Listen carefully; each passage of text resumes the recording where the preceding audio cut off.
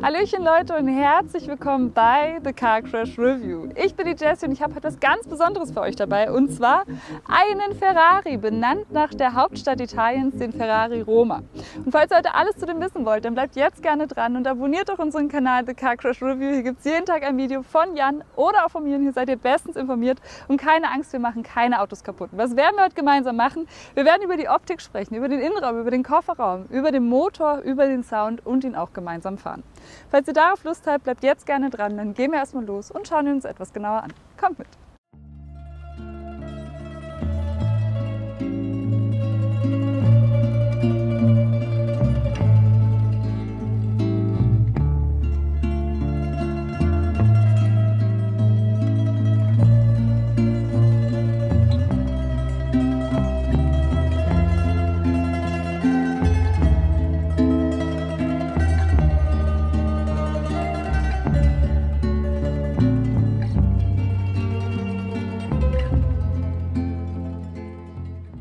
Hier vorne angekommen, vielleicht erstmal zu unserem Kooperationspartner, und zwar ist es GoLeasy. Was machen die Jungs? Das ist eine Vergleichsplattform für Leasingangebote und die vergleichen für euch unter Anbietern wie Leasingmarkt oder auch Vehiculum, und da findet ihr garantiert euren besten GoLeasy-Preis.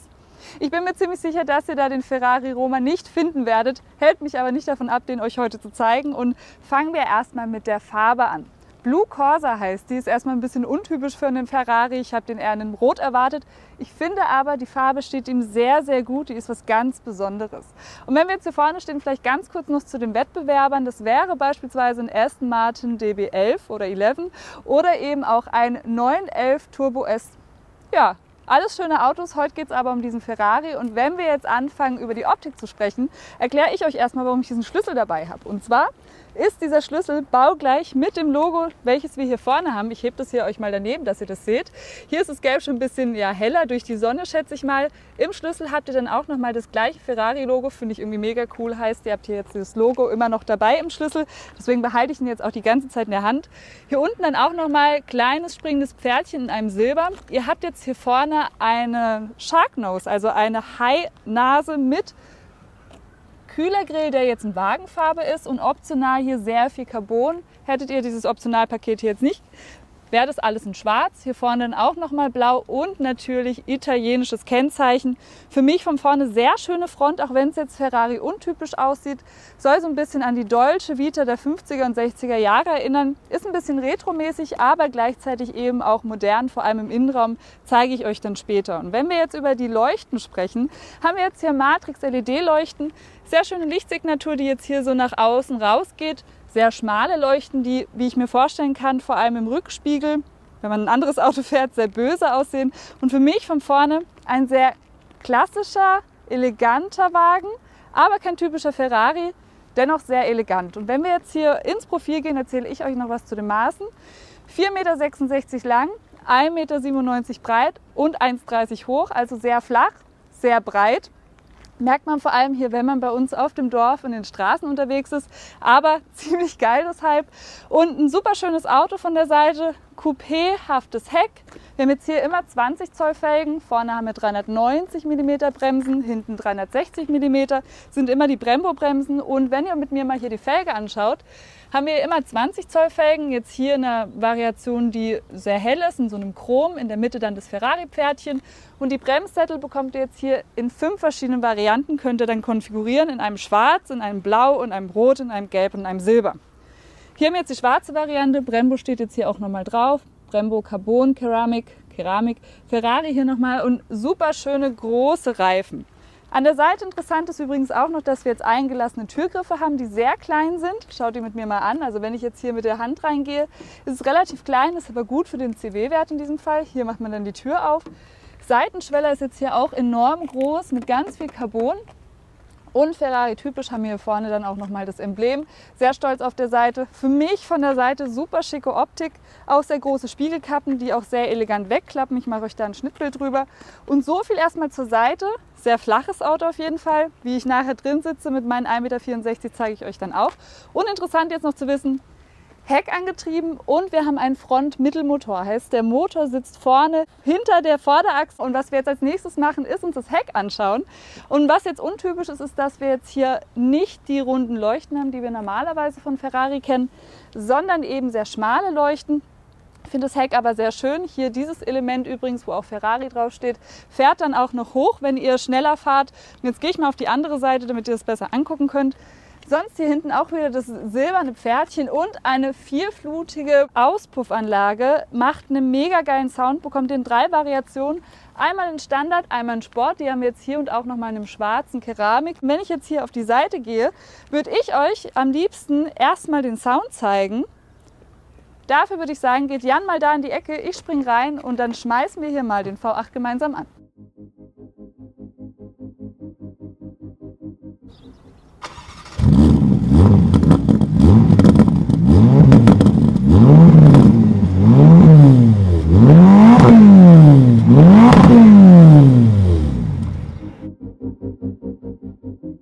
Und was sagt er? Ich muss euch ehrlich sagen, unsere Nachbarn mochten den Sound nicht so gern. Der ist echt verdammt laut. Pure Emotionen, richtig geiler Sound. Wir sprechen nachher noch über den Motor. Und wenn ich jetzt hier noch an der Seite stehe, möchte ich euch hier noch kurz den Tankdeckel zeigen. Ihr habt jetzt hier nämlich ein Tankvolumen von 80 Liter, könnt ihr dann hier aufmachen und hier dann auch euer Geld versenken und den eben tanken.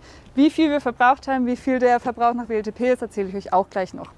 Heckscheibe ist relativ groß, man sieht aber ganz okay von hinten raus. Also es ist, wenn man nach hinten schaut, hat man eine ganz gute Rundumsicht. Und was wir jetzt als nächstes machen, ist uns noch den Kofferraum anschauen. Den mache ich jetzt mal auf. Hat 270 bis 345 Liter Fassungsvermögen. Ich klappe mit euch gleich die Rückbank noch um. Aber was wir zuerst machen, ist über unseren Kooperationspartner sprechen. Und zwar ist das Motul.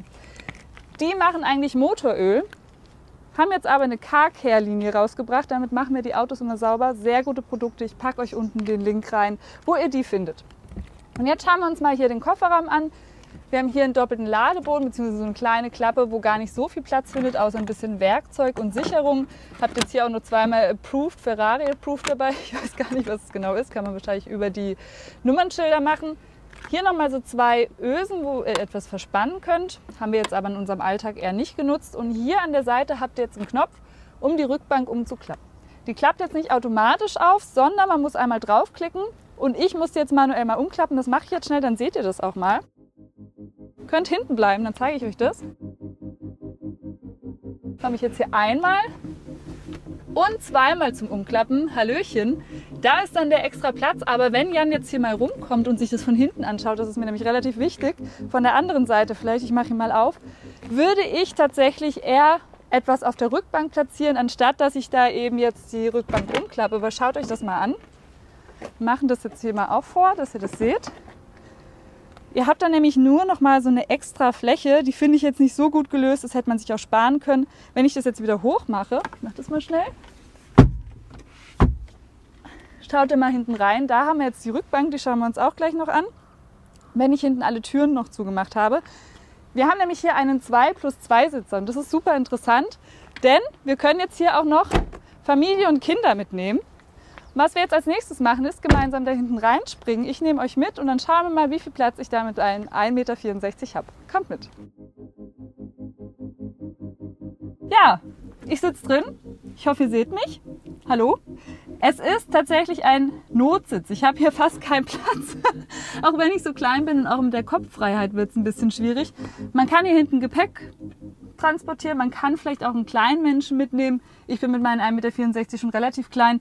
Aber es bestünde die Möglichkeit, hier eben jemanden mitzunehmen. Was wir jetzt als nächstes machen, ist, dass ich jetzt mich hier rausquetsche. Auch das funktioniert nicht so elegant. Wir machen jetzt den Sitz hier noch nach hinten. Ich öffne euch vorne die Motorhaube und dann erzähle ich euch noch was zu den Leistungsdaten.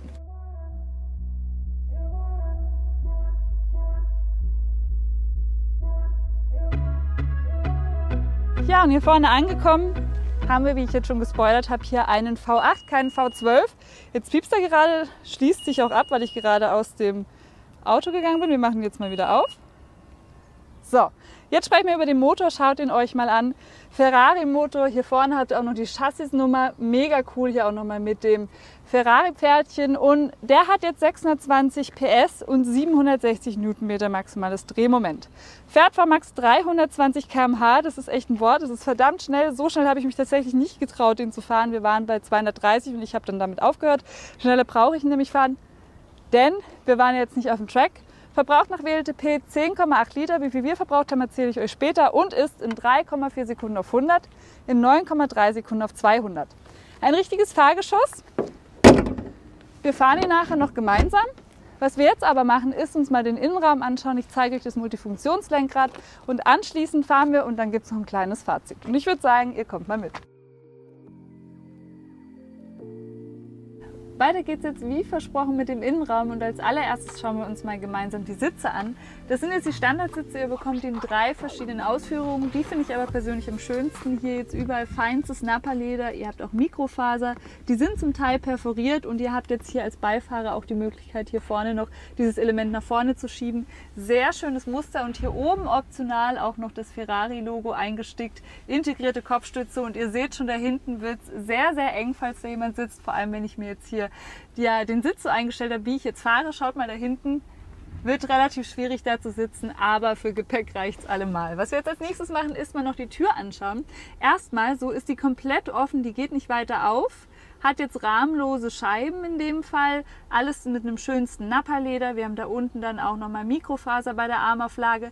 Der Türöffner ist übrigens elektrisch, da seht ihr den Knopf dafür. Und nach unten habt ihr dann noch ein bisschen Platz, um was zu verstauen. Und unfassbar große JBL-Anlage plus eben sehr viel Carbon. Auch die Einstiegsleiste übrigens mit Ferrari und dann auch nochmal dem Carbon. Traumhaft schön, Roma Fußmatte und da vorne seht ihr eine kleine Fußablage für den Beifahrer. Da kann er sich dann auch festspannen bzw. richtig fest einankern. Ja, das macht die anderen gleich, wenn wir gemeinsam fahren.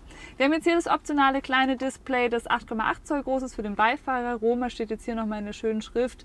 Sehr schönes Mikrofaser, in dem Fall jetzt 2 Lüftungsdüsen nur für den Beifahrer und dieses Auto so konzipiert, dass es eine Kabine für den Beifahrer gibt und eine Kabine jetzt für mich, für den Fahrer. Und man sieht es wirklich relativ weit getrennt voneinander. Wir haben jetzt hier auch einen Mitteltunnel, der hier zum Teil geöffnet ist hier unten. Hier habt ihr dann auch noch Platz, was zu verstauen. Hier alles sehr schön bezogen. Habt hier auch noch ein kleines Fach, wo ihr es verstauen könnt. Hier haben wir dann rückwärts, Automatik, manuell oder eben den Launch Control. Wir haben hier übrigens ein 8-Gang Doppelkupplungsgetriebe. Cupholder jetzt hier in der Mitte und hier auch noch Platz, das Handy reinzulegen und dann in dem Fall auch zu laden. Habt USB-Anschluss und auch eine 12-Volt-Steckdose hier. Da kann man sie aufmachen, ist auch beleuchtet, was sehr praktisch ist. Sonst hier alles sehr satiniert. Was wir jetzt als nächstes machen ist, dass Jan mal reinkommt und ich zeige euch hier vorne das Lenkrad. Das ist nämlich hier das schönste und auch tatsächlich sehr digitalste in dem Innenraum. Und eine Sache, die ich euch zeigen möchte, der Schlüssel, habe ich ganz vergessen, findet hier unten in der Mittelkonsole perfekt Platz, könnt ihr hier ablegen, passt sich da rein, schmiegt sich rein und der fährt nicht herum, sondern hat da seinen eigenen Platz. Jetzt schauen wir uns das Lenkrad an, das hat jetzt die optionalen Carbon-Elemente hier unten und hier oben. Wenn wir den gleich starten, geht jetzt hier oben dann auch noch so ein kleines Lichtspiel los. Sonst perforiertes Leder, Freinnapper, wir haben in der Mitte das Ferrari-Logo, hier unten ist der Start-Stopp-Knopf, alles digital. Wir haben jetzt hier auch noch die Lichteinstellungen an einem Knopf. Hier sind die Blinker, finde ich sehr witzig, wenn man hier draufklickt, nicht hier hinten irgendwie. Wir haben noch Schaltpedal, die unfassbar groß sind. Einziger Kritikpunkt, die sind jetzt fest, die drehen nicht mit. Darüber sprechen wir aber weiter noch bei der Fahrt. Und hier könnt ihr die verschiedenen Fahrmodi einstellen. Da vorne seht ihr dann, was es alles gibt. Es gibt Wet, Komfort, Sport und Race. Besprechen wir aber auch gleich noch bei der Fahrt. Hier habt ihr noch die Einstellung für die Scheibenwischer. Könnt hier dann auch noch eben die Schnelligkeit bzw. automatischen Regensensor einstellen. Und wenn wir jetzt hier draufklicken, seht ihr jetzt, dass man hier vorne verschiedene Dinge einstellen kann. Zum Beispiel zum Fahrzeug, zum Infotainment oder auch, wenn ich jetzt hier wieder zurückgehe, zum Phone. Klicke ich drauf, hat man hier eben die Ansicht. Wenn ich hier wieder hochgehe, kann ich mir auch die Navi anzeigen lassen. Das geht alles mit einer Sekunde Verzögerung, aber das verzeihe ich jetzt hier dem Ferrari. Hier habt ihr auch noch das Radio und ganz oben eben die Einstellungen zum Fahrzeug. Und hier unten ist ein Knopf, View Max, und das ist mein Lieblingsknopf, weil schaut euch das mal an. Dann wird eben die Einstellung groß und ihr habt da vorne 16 Zoll große Karte. Sehr, sehr schön, großes Cockpit. Hier oben dann übrigens auch nochmal in der Hutze so ein bisschen Alcantara. Wir haben keine 12 Uhr Markierung, das vermisse ich so ein bisschen. Das hätte ich jetzt noch ganz schick hier gefunden. Und hier vorne habt ihr noch ein paar Einstellungen zur Klimaautomatik. Beispielsweise könnt ihr auch die Sitzheizung an- oder ausstellen in 3 verschiedenen Stufen. Immer sehr, sehr wichtig für mich. Habt ihr auch die Sitzeinstellungen, die ihr noch vornehmen könnt. Und habt ihr auch noch ein paar Sachen wie Audio, Telefon, Navi oder Klima. Könnt es ja auch noch so runterziehen, habt hier dann auch noch ein paar andere Einstellungen, könnt das Gerät hinzufügen. Aber eigentlich geht es bei dem Ferrari darum, dass ich als Fahrer fahre und der Beifahrer soll sich doch bitte darum kümmern. Und genau dafür gibt es das Display dort beim Beifahrer. Und der kann dann eben verschiedene Sachen anzeigen lassen, wie beispielsweise Performance. Hier seht ihr jetzt auch Warm-up.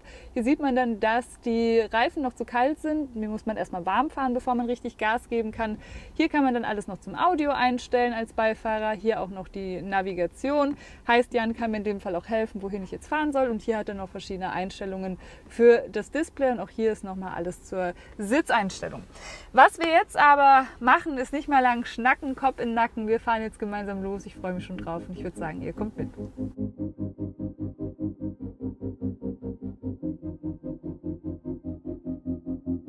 Ja, jetzt geht's weiter mit der Fahrt. Ihr wundert euch bestimmt, warum ist es jetzt so dunkel geworden? Weil ich euch einen Night Drive zeigen wollte und ich habe auf YouTube keinen gefunden. Dann dachte ich bin jetzt einfach die Erste, die das macht. Und schaut euch mal an, wie schön das hier drin aussieht. Das ist alles jetzt hell erleuchtet. Die Zündung haben wir jetzt schon an und das ist schon mega das schöne Gefühl hier drin. Sehr viel Displays, sehr viel Ferrari, sehr viel Roma.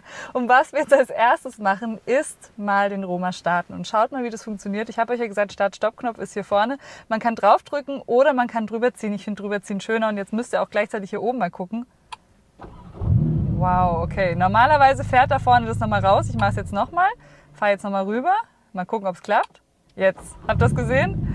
Richtig cool. Der V8 fängt an hier zu brobbeln. Ich habe mir die Sitzheizung angemacht und ich würde sagen, wir fangen jetzt mal hier im Komfortmodus an. Ja, Komfort ein bisschen langweilig, aber dieses Auto soll von Ferrari ja ein komfortables Auto sein. Und wir hören uns jetzt erstmal den Sound hier im Stand an.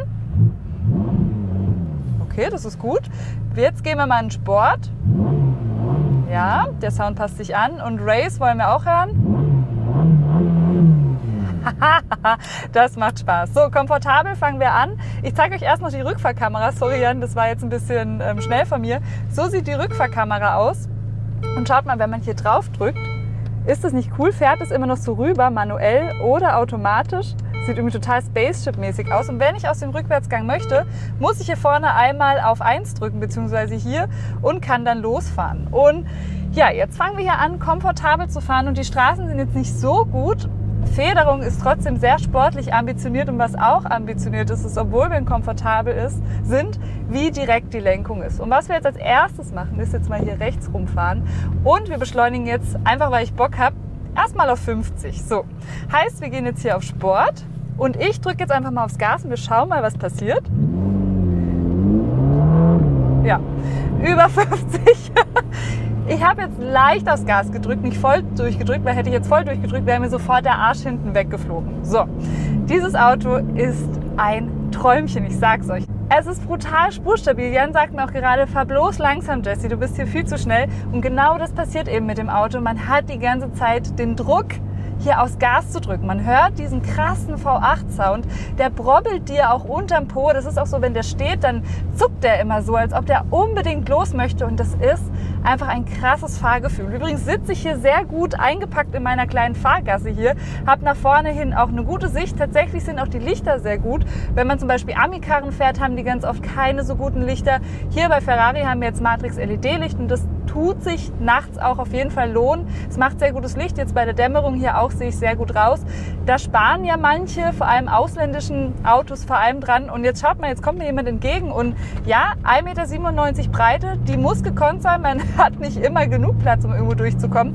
Kennt ihr dieses witzige Video übrigens, wo dieser Roma da in den italienischen Gassen eingefangen ist? Ich weiß nicht, ob das echt ist oder fake. Schreibt mir gerne mal in die Kommentare oder schaut da mal nach. Und ja, jetzt fahren wir hier so ein bisschen rum und Lenkung wird natürlich immer direkter, je nachdem in welchem Modus wir sind. Wir sind jetzt in Sport, da ist die Lenkung jetzt noch mal direkter.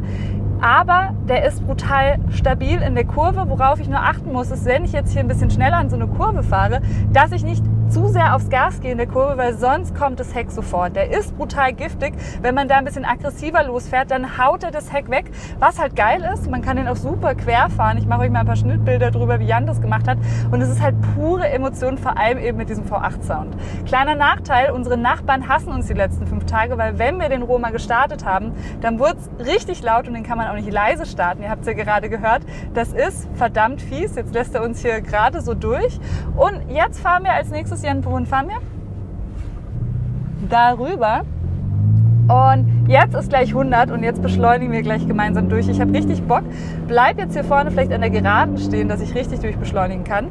Bremsen schauen wir uns auch an. Achtung, Jan. Sehr gute Bremsen. Wir sind in Sport und ich drücke jetzt einfach mal aufs Gas und mal schauen, was passiert. Zack. Und schaut mal da vorne. Ja, deutlich über 100, 3,4 Sekunden. Das ist krass. Das macht richtig Spaß. Und wenn ihr manuell mitschalten wollt, dann könnt ihr hier unten eben auf M und könnt hier ganz entspannt mit runterschalten. Könnt ihr aber eben runterschalten. Oh, das ist so geil. Das ist echt großartig. Dieses Auto liegt auf der Straße. Hier jetzt mal wieder in der Automatik und gehe jetzt nochmal zurück in Komfort. Und was wir auch haben, ist übrigens der Modus Wet. Da seht ihr das jetzt vorne und was jetzt interessant ist beim Modus Wet, dass ihr, wenn es jetzt nass ist, der brutal gut auf der Straße klebt. Wendekreis ist halt so lala. Ich muss jetzt hier wenden, mache ich jetzt mal gemeinsam mit euch. Kamera ist nach hinten noch sehr gut, obwohl es jetzt relativ dunkel ist. Und jetzt fahren wir hier mal noch rum. Ja, dieses Auto ist sehr, sehr breit. Jetzt beschleunigen wir nochmal durch und wir beschleunigen jetzt einfach nochmal einen Komfort gemeinsam durch, um den Unterschied zu sehen. Da versuche ich mir jetzt hier wieder eine Gerade und schauen jetzt mal, was passiert. Hier ist gut, ich bleibe stehen, bremsen nochmal. Ja, sehr gut, ein Track-Auto, richtig geil. Und jetzt beschleunige ich nochmal durch.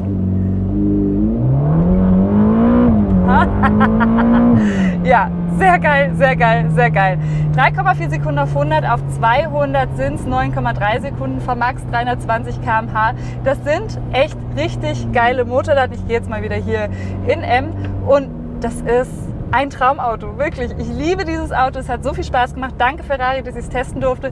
Eine Sache ist jetzt noch, die ich euch erzählen wollte, was weh tut, der Verbrauch. Angegeben 10,8 Liter, wir haben jetzt in unserem Test 16 Liter gebraucht. Wenn ihr jetzt gerade gesehen habt, wie ich gefahren bin, glaube ich nicht, dass es euch wundert. Pure Emotion, es hat sehr viel Spaß gemacht. Was wir jetzt als nächstes machen, ist zurückfahren und ich zauber euch noch ein Fazit. Kommt mit! Weiter geht's jetzt mit meinem Fazit und erstmal möchte ich euch eine Sache zeigen, die ich ganz vergessen habe, und zwar, wie ist der jetzt hier eigentlich konfiguriert, was ist da jetzt alles drin, und da hat Ferrari eine ziemlich coole Lösung dabei, denn das steht jetzt in diesem Fall immer im Kofferraum drin, auf so einer schönen Plakette. Schaut euch das mal an, da habt ihr jetzt alle Informationen über diesen Roma, heißt inklusive Apple CarPlay, wo wir die Carbon-Teile haben, welche Farbe das ist, was ihr gerade für ein Soundsystem da drin habt, und das finde ich schon ziemlich witzig. Und ihr habt es vor allem immer wieder dabei und könnt nachlesen oder das auch euren Kumpels zeigen. Jetzt machen wir hinten mal zu und sprechen über das Auto. Erstmal Fahrspaßmaschine, die ab und zu ein bisschen giftig ist. Wir haben jetzt hier einen Heckantrieb, man muss wirklich gut fahren. Vor allem jetzt hatten wir leider nicht so viel Glück mit dem Wetter. Wenn der Boden nass ist, ist der schon ganz schön giftig. Aber darum geht es ja bei dem Ferrari. Macht unfassbar Spaß. Vor allem, wenn man den auf einem Track fahren könnte, das konnten wir in diesem Fall leider nicht. Alltagstauglich ist er durchaus, er ist vielleicht ein bisschen breit, das heißt, ja, durch viele Straßen kommt man ganz gut. Ich weiß nicht, ob ihr dieses Video kennt, wo der Roma dann in so einer italienischen Gasse sogar stecken geblieben ist. Das habe ich total oft gefunden bei meinen Recherchen. Hier im Dorf bei uns im Schwarzwald ging das auf jeden Fall sehr gut. Und jetzt sprechen wir noch über den Innenraum. Den finde ich sehr modern, den finde ich sehr schön, sehr innovativ. Und trotzdem eben Ferrari. Pure Emotionen, gut verarbeitet. Und ich mag das Auto einfach total gerne. Wenn wir jetzt über den Preis sprechen, beginnt er bei 195.000 €. Hier ist jetzt aber relativ viel rein konfiguriert. Ihr habt es gerade hinten auch schon an der Plakette gesehen. Und ich schätze den Testwagenpreis bei ungefähr 240.000 €. Falls euch das zu teuer sein sollte, könnt ihr auch gerne bei unserem Kooperationspartner GoLeasy vorbeischauen. Was machen die Jungs? Das ist eine Vergleichsplattform für Leasingangebote und die vergleichen für euch unter Anbietern wie Leasingmarkt oder auch Vehiculum, und da findet ihr garantiert euren besten GoLeasy-Preis. Hier seid ihr aber gelandet bei The Car Crash Review. Hier gibt es jeden Tag ein Video von Jan oder auch von mir. Hier seid ihr bestens informiert. Keine Angst, wir machen keine Autos kaputt. Abonniert gerne den Kanal, würde mich tierisch freuen. Dann würde ich sagen, sehen wir uns beim nächsten Mal wieder, Freunde. Bis dann!